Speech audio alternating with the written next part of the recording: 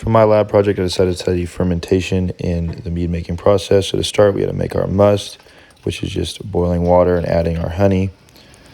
Then we scraped off any of the scum on the top of this must to ensure that there was no foreign proteins in it before we put it into the fermenting device, which is just a glass jar, as you'll see in the next clip.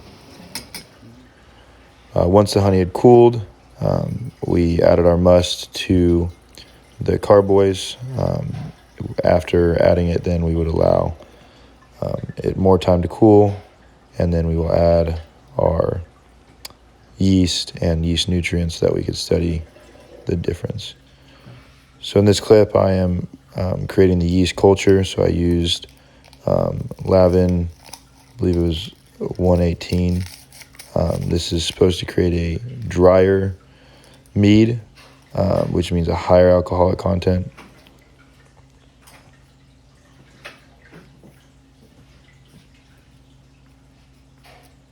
So while I'm mixing the yeast in this clip, I'll talk a little bit more about what mead is. Mead is just fermented honey wine, so it is just honey and water, and then you add your yeast to it, and what that does is the yeast will eat the sugars and poop out carbon dioxide and alcohol. So in the next clip, you will see two little gas valves on each of the fermenting containers. That is to allow carbon dioxide out, so that way it doesn't, explode. So to set up this experiment, we did one container with yeast by itself, and then to see if the sugars in the honey was enough. And the second container, we added yeast nutrients, which are nitrates. That way it gives the yeast more to eat, which means they can produce more alcohol theoretically. So as you see here, I'm adding nutrients into the must, and then following this, I will add our yeast culture. We had to allow the yeast culture set up for about 20 minutes, for the yeast to absorb some water and come back to life. So here I'm mixing in the yeast nutrients, and you'll see it foam up really big here before we add the yeast. So now that we have the nutrients mixed in, we're going to add the yeast into the first batch. I did 2 tablespoons of our yeast solution into each, which I think is about the right amount per gallon. These are 1 gallon drums, or 1 gallon carboys of must that we're going to begin fermenting now. So in order to grade this experiment, to see our results, we're looking at 2 things. One, we're going to look at the yeast cake that will build up at the bottom of the gallon jugs that we have. And the other, then, at the very end of our experiment, we're going to use a hydrometer, and we're going to measure the amount of alcohol that's in, or the amount of sugars that are in the what is now the finished product, the mead. And what we do is compare that to the original readings for the sugar, and then you subtract that number, and that gives you your alcohol percentage of each mead. So here, this is week number 2 of the no nutrients, very small yeast cake. Here is week number 2 with the nutrient. You see the yeast cake's already pretty large. Going into week 4 now with no nutrient, we're getting a little bigger, but it is still beat out by weeks 4 with the nutrients, which is much thicker. This is week 6. This is right before I racked the meads, and you can see both. They're pretty thick. Here are my hydrometer readings.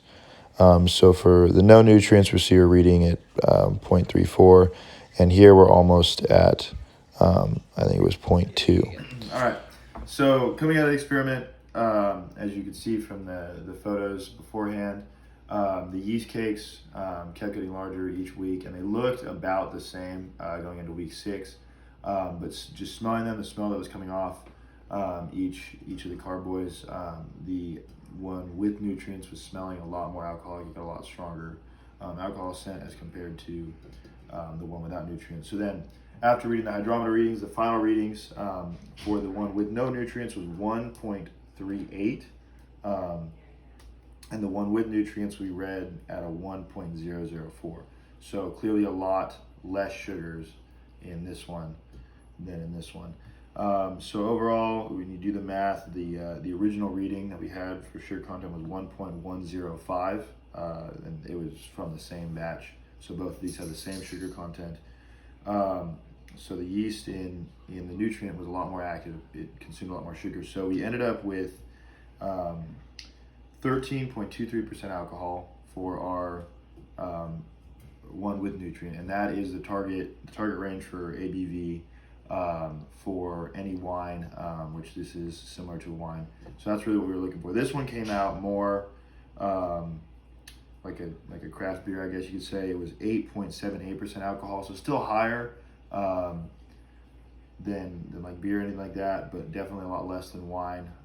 So it didn't get where we wanted it to, and that is solely because the nitrates that we added, the extra sugars that were in the one with the yeast nutrients, gave the yeast a lot more, a lot better source of nutrients. That way they could grow and multiply, and then consume more sugars.